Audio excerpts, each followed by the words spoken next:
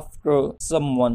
B after someone मतलब किसी का पीछा करना या किसी को तलाश करना। For example, the police are after a man who robbed a bank yesterday.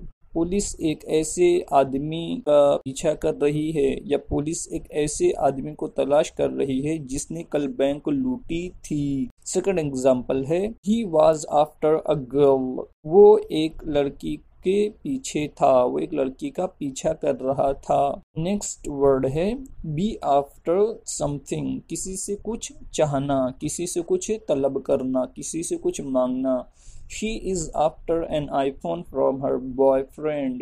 वो अपने बॉयफ्रेंड से एक आईफोन चाहती है।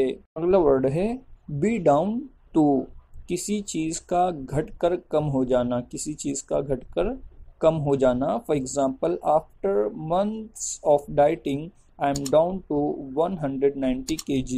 एक महीने की डाइटिंग के बाद मैं 190 किलोग्राम का हो गया हूँ। I am down to 190 kg, मैं 190 किलोग्राम का हो गया हूँ, यानी कि मेरा वजन जो है तो वो घट कर 190 किलोग्राम हो गया है। इसका मतलब ये हुआ। अगला वर्ड है बी डाउन विद।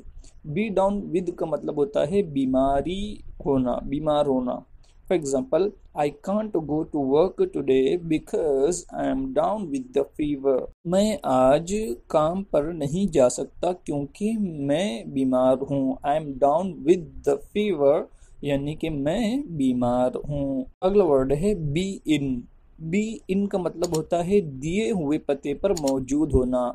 मतलब आपने किसी को एड्रेस दिया कि भाई मैं यहाँ पर हूँ, तो आपका वहां पर मौजूद होना, इसे बताने के लिए हम बी इन का इस्तेमाल करेंगे। For example, the address I give you she is in.